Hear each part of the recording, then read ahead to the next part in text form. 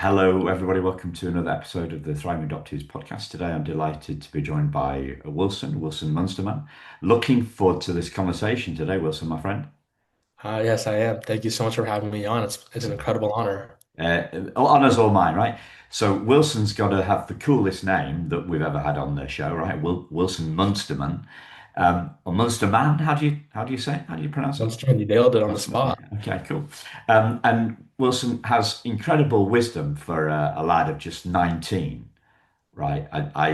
He approached me on LinkedIn. I checked him out, and I thought this guy cannot be 19. There's a real depth to the guy, which is great, and I think it's going to make for a great conversation today. So what when you first spotted the podcast, Wilson, and you saw this name, Thriving Adoptees, what did that bring up for you? What did you think of that?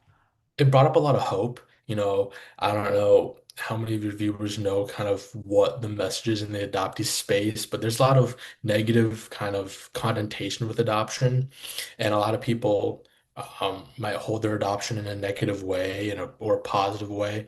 But I just saw the word thriving, and I think that's what the goal is for everyone in the adoption space is to be thriving, whether you had a good or bad experience. Let's learn how to live with it and thrive from that experience.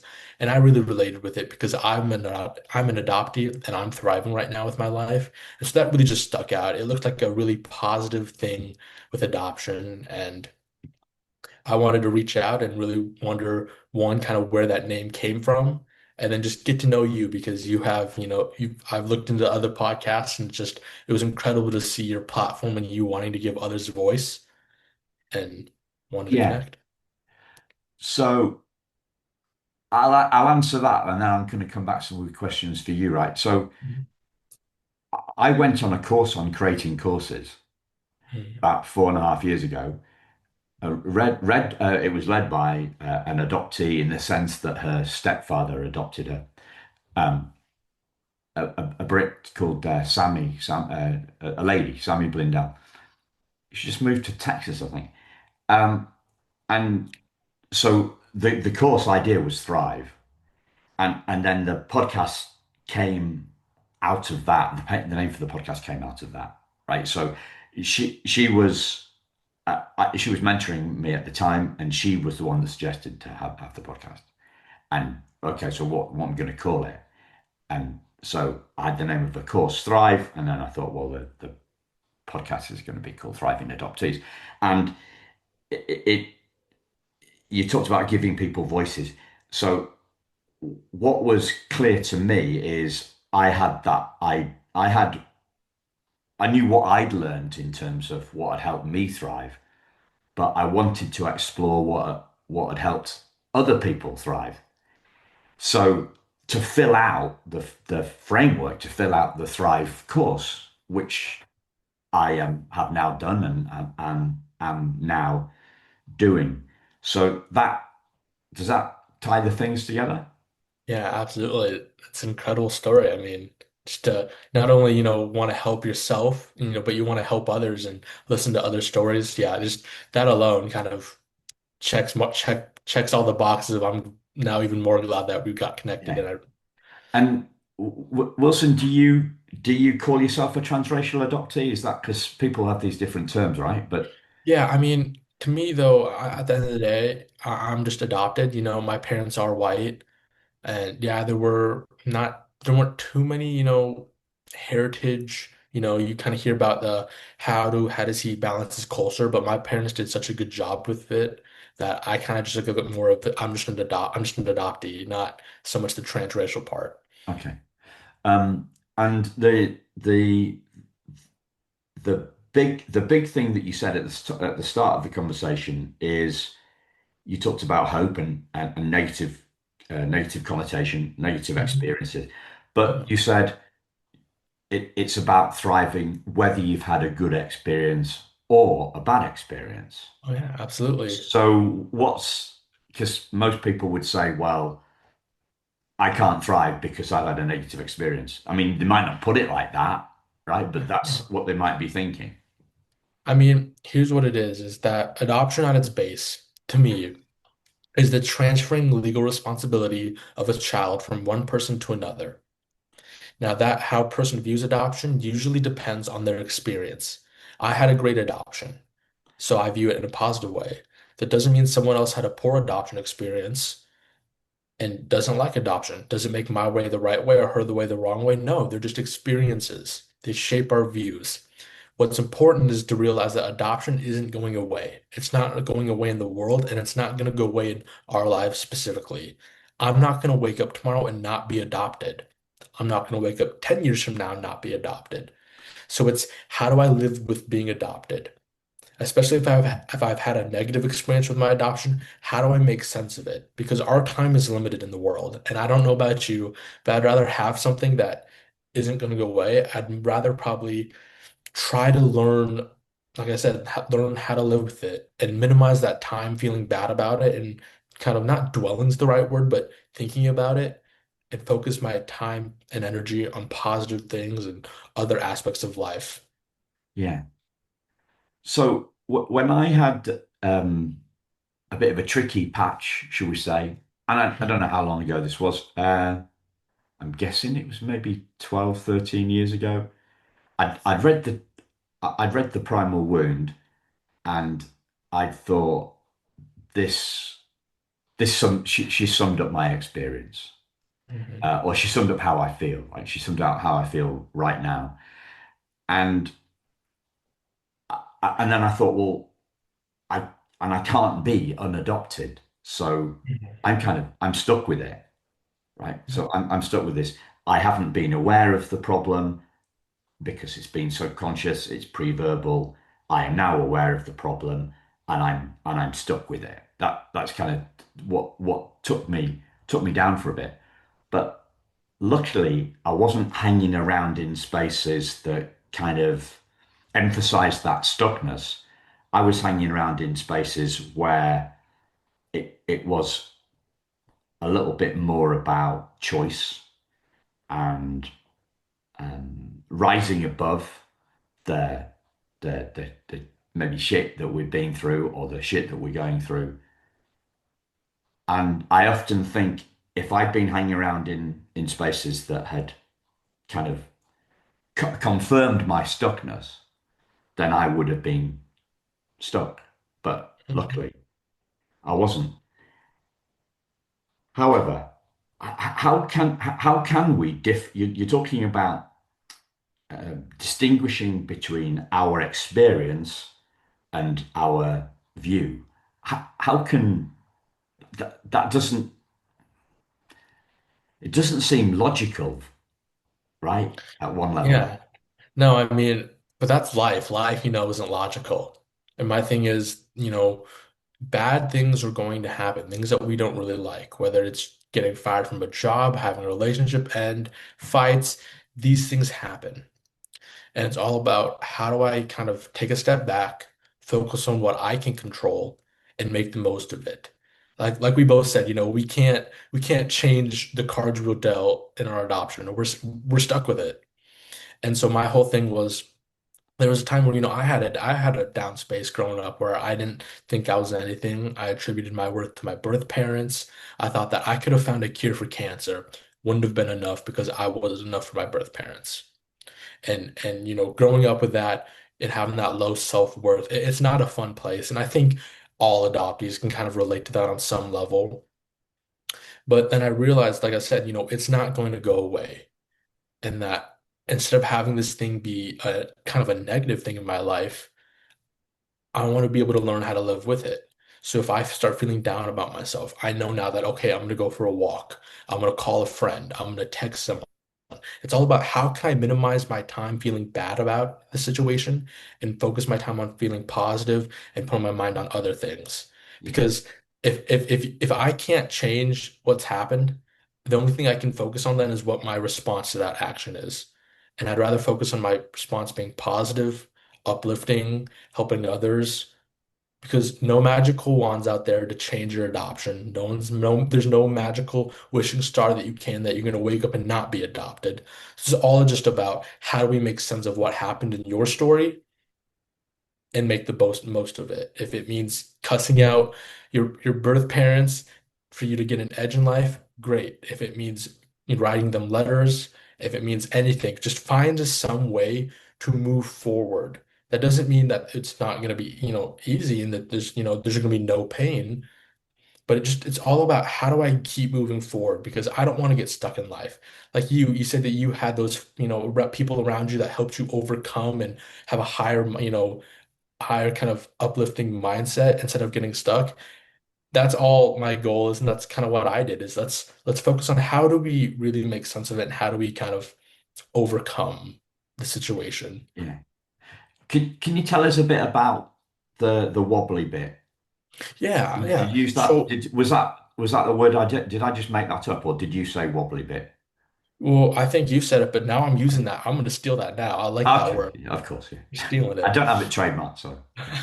But so I mean, we can just start. My story is I was found on a doorstep in China, no forms of identification. Ads ran in the paper saying, "Hey, we have a young baby boy here." Nobody stepped forward. Bounced around the orphanage systems we know, but when, where, how long, and what happened to me during this time is unclear. We know the paperwork that we have could be faulty still. The kind of government and what kind of happens in China, is a little gray area. It's a little shaky. But I do know at 10 months I was adopted by my parents here. And that wobbly area in my life was I really attributed that. If I wasn't good enough for my birth parents, would I be good enough for anybody?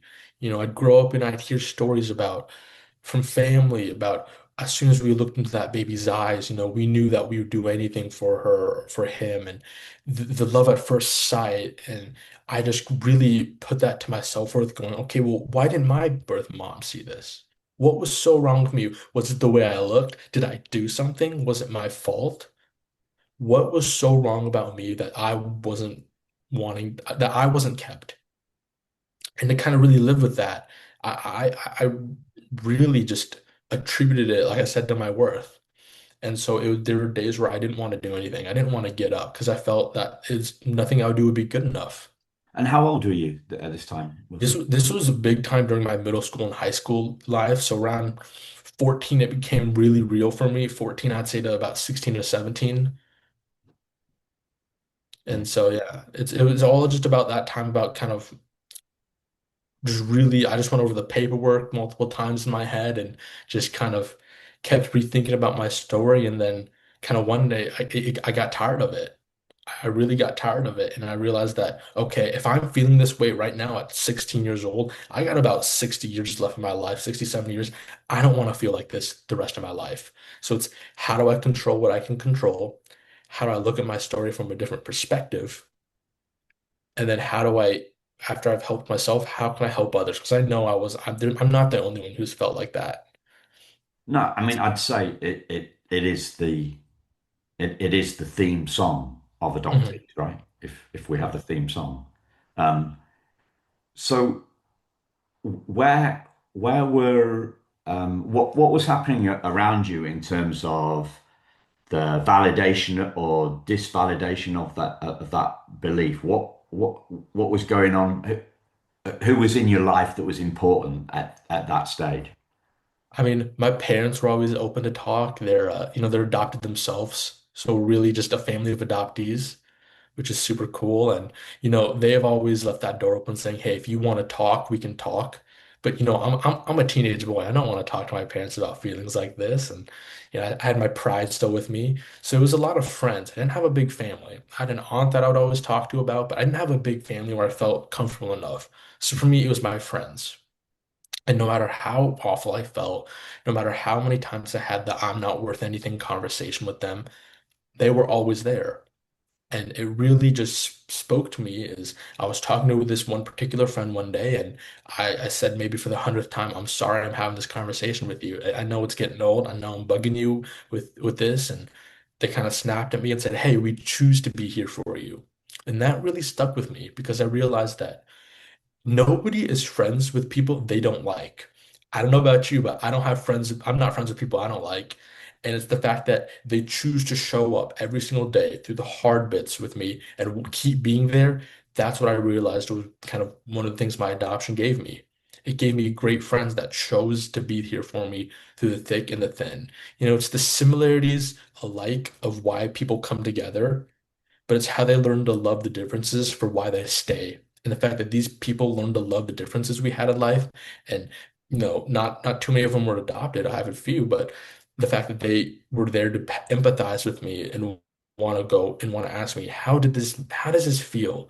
What can I do for you? And just that caringness they had to want to see me thrive. I mean, I couldn't, if I wasn't going to get better for me, then I was going to get better for them because as much as that they were putting into my life, I knew that it was my responsibility to put that same effort into my own. Yeah.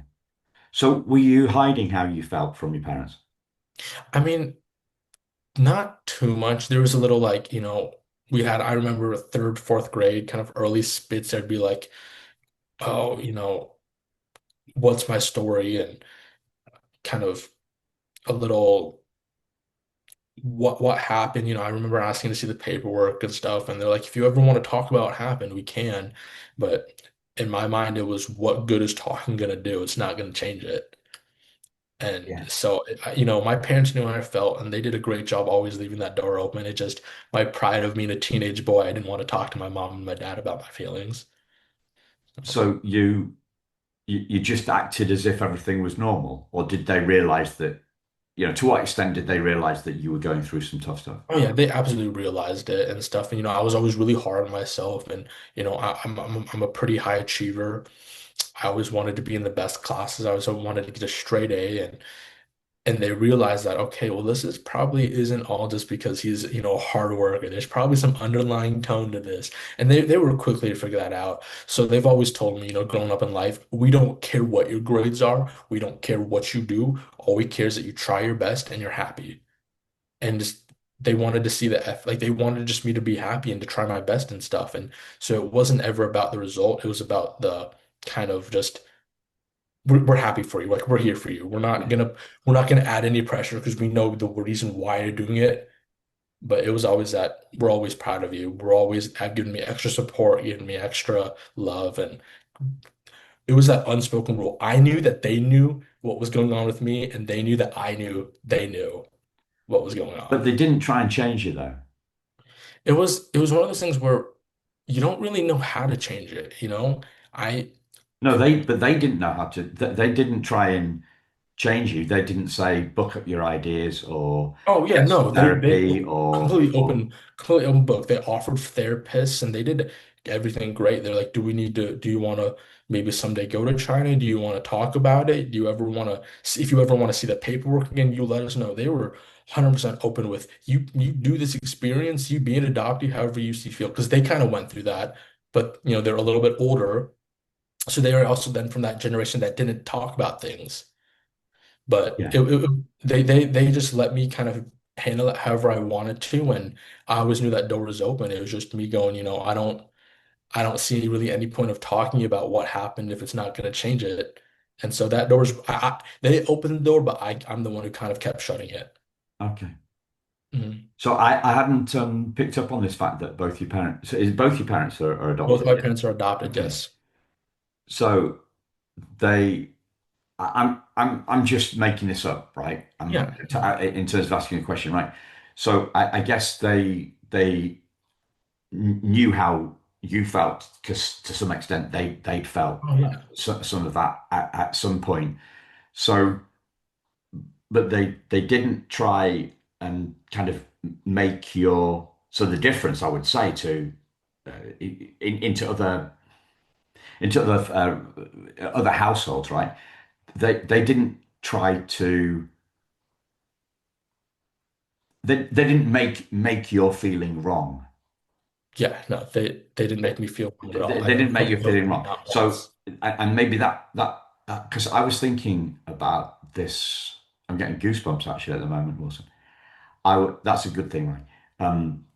I was thinking about this the a few weeks ago.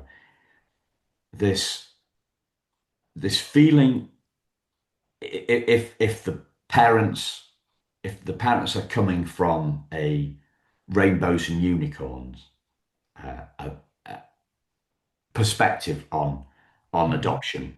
and the adoptee is not feeling that, then that's the fundamental clash, isn't it? So Oh, yeah. that parents don't know what's going on for their kid.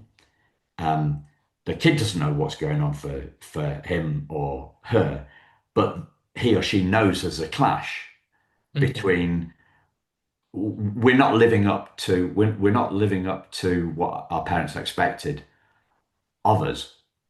And is that the is that the fundamental challenge where if to sum it up really, really simply, they expect us to feel good, but we're actually feeling bad, and there's Mhm. this clash, and that's why we feel so we adoptees feel so invalidated at some point because Mhm. parents coming from this perspective are expecting us to feel good, and we're feeling bad, and never the twain shall meet, right? There's this fundamental clash between our view of the circumstances. Does that does that track? Is this make am I making any sense? Yeah, you're making total sense.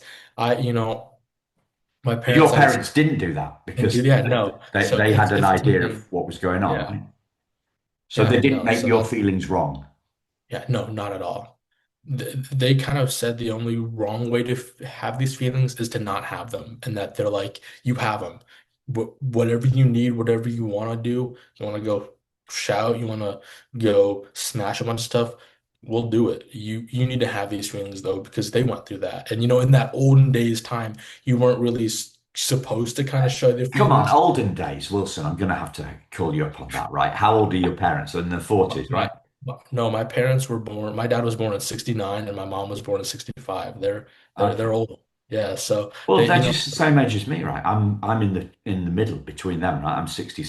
I'm not 60. I was born in 67, so I'm just yeah, you're right in the middle. But right. just that kind of that old school kind of time, and feelings weren't really openly as talked about, and so No, they're like, okay. You're not you making me old. You're just saying that it's we had an yeah, old-fashioned view just to just things. kind of like the shift of how feelings have been talked about. No, old's a mindset. You're young Okay, in all right. mindset. Thanks, Wilson. Thank you. You let me off the hook.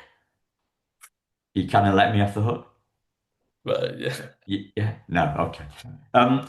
So let's go back to this choice thing then. Let's go back to this choice. This your it's between you're between the ages of 14, 16. So this is a 2 or 3 year period.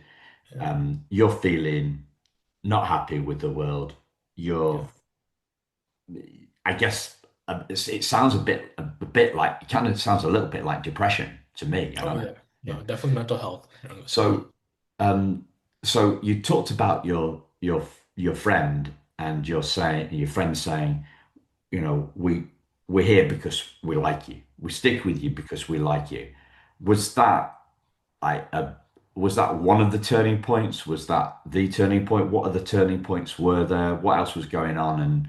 And how did this change for you? What did the change look like That at was that probably time? the cherry on top. There were other things building up just with the parental support. I had a great school system behind me that I was able to always kind of talk to my counselors, and my favorite counselor was actually adopted herself. It's kind of cool if you meet Wow, someone like, hey, I'm adopted too.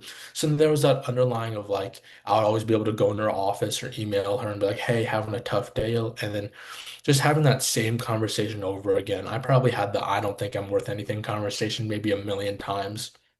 wow, But it was just that fact that I always had people there. And so just kind of the buildup of parent support, community support, teacher support, that I realized that, when my friend said that we choose to be here for you, they were right. And it's just people choose to be there in your life. And, it's just having that fact of you having other people root you on more than you do yourself at times. It was that if I didn't owe it to myself, I owed it to them to do something because I didn't want them to feel to keep seeing me and keep having the same conversation. And so I really realized and said, okay, I'm done. I'm done letting my adoption define me. I'm going to define it. Broke my story down and said, no one could have found, instead of I was left on a doorstep, it became nobody could have found me on that doorstep. I could have died. Instead of nobody stepped forward with the paper, it became Well, if someone stepped forward with the paper, I wouldn't be here in America having the opportunities. Instead of, I don't know what happened to the orphanage, to me in the orphanage systems, it became, oh my God, those were not great practices. I could have died again. I'm so thankful then to make it out of there, with all the malpractices that were going on when it became, I wasn't found or my parents didn't want me. It became, the statistical odds of me being in America right now, I had an article with Rewriting Adoption where I said straight up, and I believe it, I shouldn't be here. We should not be having this conversation. To have a child to go through do what, my story did and be halfway across the world now, graduating from a great high school on one of the best universities in the nation, that shouldn't happen. And so I was really realizing that, oh my God, I have an incredible story, and it's an inspiring one of the baby who made it through all those obstacles. And I decided that's going to be my mindset now.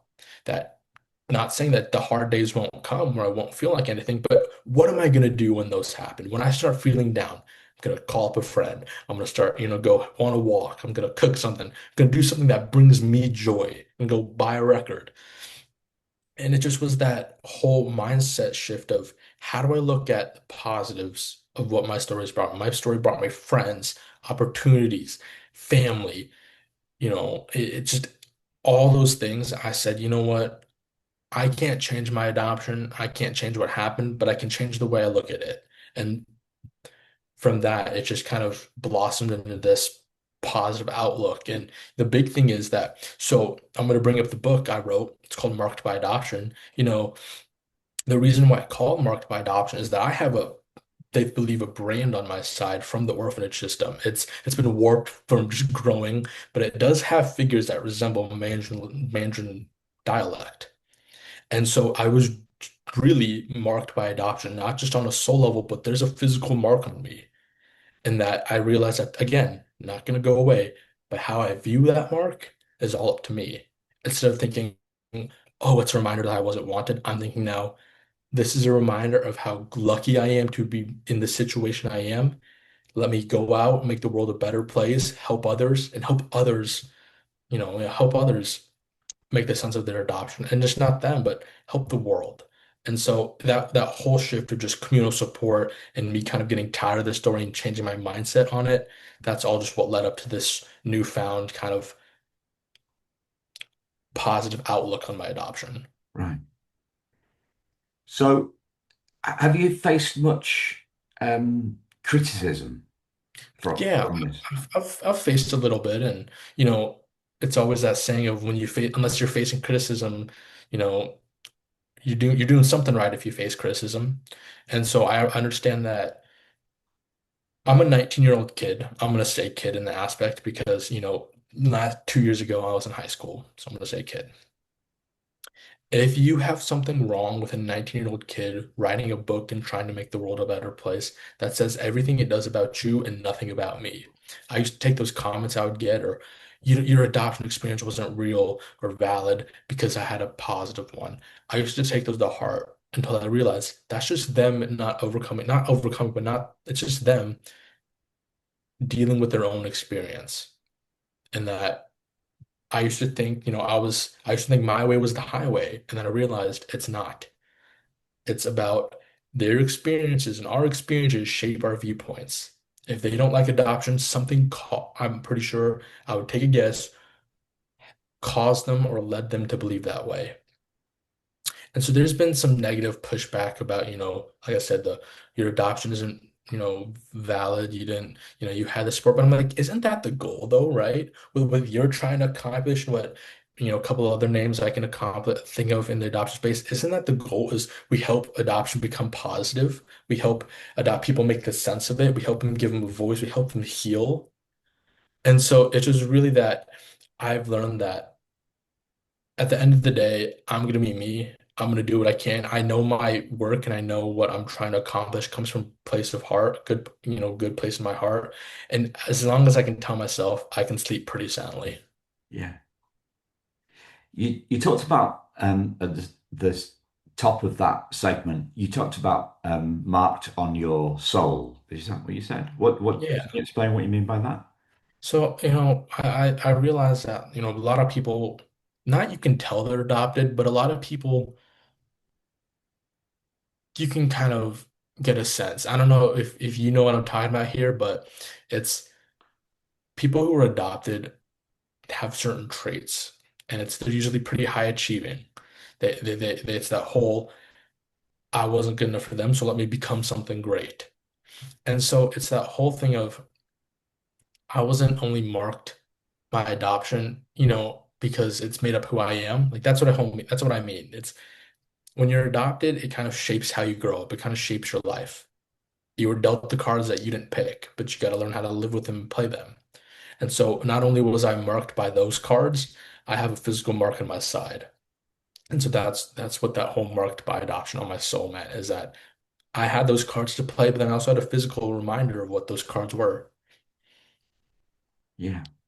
So, what do you think has got in the way of your thriving over the first 19 years on this planet? I think just that self-actualization and the self-realization, just really, again, I attributed my worth to my birth parents, and that's one of the big things that got in my way. I got in my own way. That was it. No one else, was telling me in my life, in my story that, you're adopted, you weren't anything. No one ever said that to me. It was me getting in my own way and getting my own head of thinking that I wasn't worth anything. I had all the support, but because I was too, not stubborn, but too stuck in my mindset about not feeling like anything, I think I was the biggest obstacle in myself. Okay. Have you heard me talking about this? Yeah. The idea that we can get in our own way. Have hmm you heard me Yeah. talking about this? Yeah, I've watched a couple of other ones, and the one that you posted today, I plan on after this watching that right after, and it's just all about how, like you said, you started the podcast so you can see what worked for other people, and that's what I do. It's all about how can I keep learning. If I see something that worked for someone else, I'm gonna go, okay, I'm gonna try that now. Yeah. And so just kind of learning from other people's experiences and learning what worked for them and trying in my own life, because what's the worst that can happen if I just try? Yeah. So the getting in our own way thing, I tend to think I take things very literally. Oh Okay, yeah. so can I do that? Can I get in my own way? If I'm on we'd call it a pavement, right? You call it a sidewalk. You know, if I'm going down the street from north to south, right? Can something get in the way of me? Can I actually get in the way of me? But there's only one Simon, right? There's only one Simon. So there isn't another person going in the opposite direction. I'm walking north to south. There isn't somebody coming, another Simon going from south to north, right? Who's actually getting in my own way. We use the term all the time, and I use it too, right? But it can't actually be us getting in our own way. Mhm. We can't get in our own way physically. So what is it that's getting in our own way when we say it metaphorically? Because you don't mean it physically, No, I don't mean it right? physically. Okay. So I was listening to this one day, it's something about getting in our way, and I was thinking about me saying it, and I thought, well, it's not me, it's a belief, Mhm. right? And it's a belief, and it's a belief that I can't, right? So let me think of one. I uh, I can't help other people advocate, right? Because I haven't done enough of it myself, right? So I was having a conversation with an adoptee about advocacy, and I was saying, well, I can't. It's not really in it's not really in my space to do it. Okay, to an extent, I'm doing it through the podcast, but I don't really call that proper advocacy. So I can't help other people advocate because I don't really haven't learnt it myself. And then I thought I was having this conversation with this, and it was another adoptee who runs a podcast, right? Um, Shout out to who is it? Damon Davis runs Who Am I Really? Adoptee podcast, right?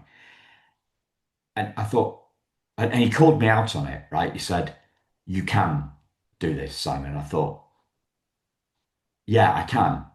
I can't do it in the way that I think I need to do it, but I could do it in a different way, right? I could put a shout out across my email network and say, right, I think we need to be, I want to be doing some more to support advocacy, right, across the adoption space.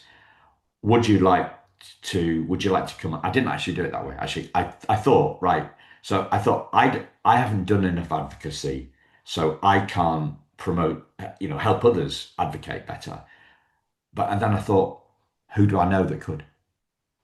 Who do I know that could? So I put a list down together, right? Okay, so who do I think could help us advocate uh, for ourselves as adult adoptees? Um, who do I think could help us help advocate for young adoptees? And who could I come and advocate? Who could I help to advocate for their own adopted kids? Right. So I did 3 webinars and got those people together.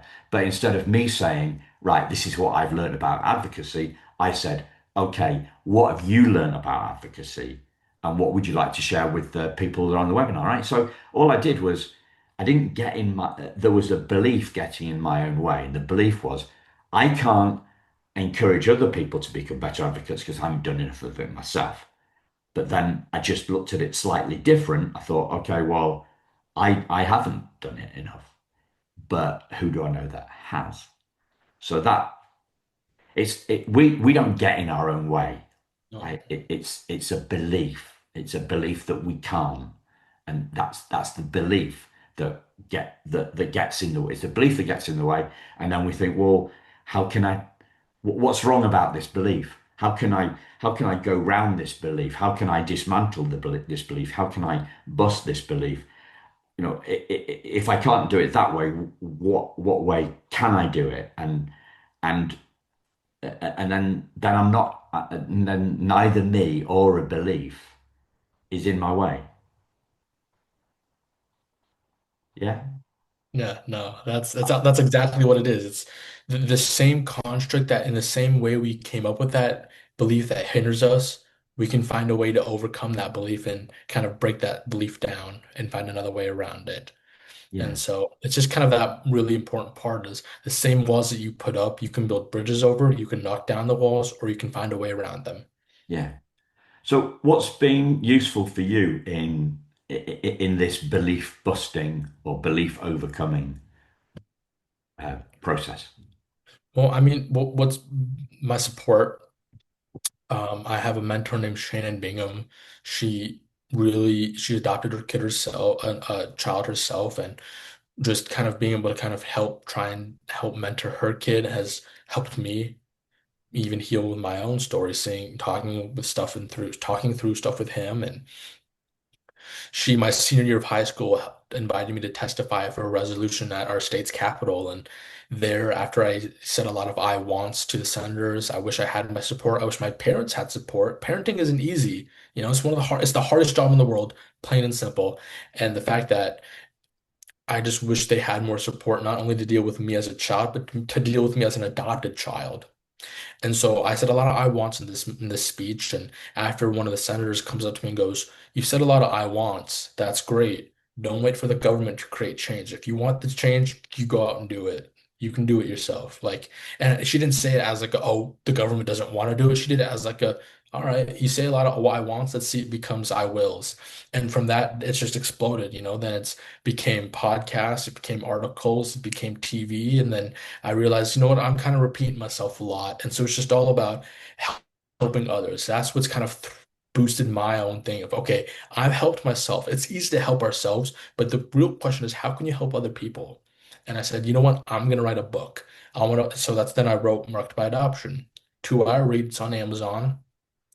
And it's just a 10 key insights about what I think the world should know about adoption. And it's for adopted parents to kind of get a quick little insight of how your child may be thinking.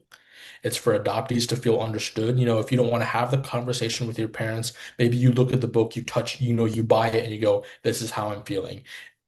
If it's, I've heard birth mothers really actually that really surprised me. I didn't expect them to take a liking to the book, but a lot of birth mothers have kind of reached out to me and said it made me not feel guilty about my choice for adoption. Birth mothers get a lot of, villainization, and I feel like we cast stones before we're in those shoes. And she said, a lot of birth mothers are kind of scared. You're placing the child you gave birth to with another family. There's a lot of fear in that. And they've all, I've gotten messages of like, you've helped me not feel guilty. You've helped me realize that there's hope for my child to turn out like you and have a great life. And it's just being able to help others, coming on podcasts like this, connecting with people like you. That's what really have driven me even further, because I realize that my life has been dominoes. One thing has led up to another, and that is just realizing that, okay, now it's more, how do I give back? How do I help other people? How do I mentor the younger generation to do not what I'm doing, but in the same sense of help yourself, make sure you have your, ducks in order, but then how do you also help other people get their ducks in order? So really just accomplishing feats kind of like that, talking with people and realizing that I can help create change and help people have a positive outlook on their adoption and their story, just one conversation at a time. Yeah. Wow. You understand why I said what I did, listeners, at the top of the conversation, right? Um, so something in what you just said sounded religious to me, and am I right in thinking like religion is important to you? Oh yeah, absolutely. Can you Um, can you share how why that is and how it's helped you? oh yeah. I mean, like I said, we've covered that. My story, there's a lot of dominoes that had to fall to get me to where I'm at. I don't think I should be here. I shouldn't be here. The statistical odds of me being here, next to none, because the one child policy was going on in China. The culture of you want a healthy male in China was happening. I'm a healthy male myself right now. Nothing physically wrong with me. The fact that I'm here shouldn't be. And so I was never a religious first guy. I'll admit that right now. But then it was after that realization of, oh my God, I shouldn't be here. There's only kind of one left thing that could have encountered it all, and that's, Jesus Christ. And um, what it is I didn't know what I was going to do my senior year of high school. I didn't know where I was going to go. I know I tried really hard in high school, but that was the end of the blockade for me. I didn't know where my life took. All of a sudden, I get asked to testify at this resolution. That goes well. And all of a sudden, ducks start lining up in order for me, and it could kind of get laid out for me. It was almost like someone said, organized my life and said, this is your path. Go, not walk it, run at it. Next thing I know, it's articles, it's podcasts, it's connecting with local families about their adoption, it's connecting with people. And I've always had an old soul, and I never realized how much that has helped me go through life, connecting, be able to connect with the older generation, get their advice, to Old just people have like me, empathy. listeners, right? That's a joke, by the way. I wouldn't say you're old. I wouldn't say you're old. You're still a kid at I'm like, heart. You're still a kid. I'm that desperate for it that I'm asking for it. Do you know what I mean? I'm not, I'm just joking, right? I'm just joking. Yeah. Yeah, it was just that whole thing of um just that whole sense of going from in a year and a half from I don't know what I'm gonna do with, okay, now here it is. Because prior to that, I didn't even think about helping other people in adoption. I knew I had mine in order and that was it. Then all of a sudden it was, don't wait for the government to create change, go do it. Then senior year of high school, at the end of it, I get offered an incredible scholarship at Creighton University. Then it was, okay, now you're gonna go here. And just from that, it just has been something higher powered. I believe it's Jesus telling me, here's your path in life. You're gonna help others. Go run at it. And just that quick switch of not knowing what I'm going to do to having and accomplishing everything. I mean, I don't know what else it could be. And so it's always been really important. And, having that feeling of no matter what I do, and I know I'm saved, the creator will knows what my goal is and my life is. I believe he allows free will, but kind of at the end knows what our choices will be, and just kind of resting in the faith that, praying a lot that I hope I make the right decision. I hope my heart doesn't ever change and I want to keep helping people, and just having that kind of fallback of my life has been a movie. I don't feel like it, but it's kind of a weird thing to say, but my life has been a movie, and what's happened in the last 2 to 3 years, and just what else could it be but my faith having my back. And so that's kind of really where it's fallen in Yeah. into my life. So if I take it a really big simplification here, Wilson, right? So we've got the kind of belief stuff and the Hmm. psychology stuff, right? And then we've got the faith stuff, right? So uh, how would you how would you see the relative importance of those two parts of your life? I mean, are they like 50-50? Is it 80-20? Is that a facile, stupid question to ask? What, you know, No, I mean, I'm a pretty analytical guy. I like the scientific method. I like that a lot. I like knowing facts. And so with psychology, it's important to kind of realize that, okay, where's my self-serving bias? Where's my uh, you know, where does my heuristics come in? If I'm trying to think of something to say, does it come from a quick thing I thought of the other day, or does it come from, the last time I heard it? And so it's important. I've taken a couple psychology classes. I've dug into that. But as many books as I can read, as much knowledge I can have, I have yet to find anything that explains why I'm here, how my life got laid out to help adoption and help adoptees when I never thought of it. And I don't think that that can be learned in psychology. I think it has to be learned in church and with faith. And, those things it's a lot of those, you don't have to pick one. Those things can live, coexist happily. And that's kind of the attribute I'm taking. It's have that analytical mindset, but also realize that there's an outside force acting in our lives. We have the opportunity to make our own decisions, but there's also an outside force, helping us and challenging us and wanting us to be in the way that he wanted us to be in his image and in his faith in the way we treat others. yeah, that's a great answer. Mhm. That's a great answer. I think I found that the faith bit kind of is more potent than the psychology bit, I'd Mhm. say. And Yeah. so what have I not asked you about that you'd like to share, Wilson? I would say my one thing is that we turn on the news and we see the world, and it's usually not great news, but the world is good.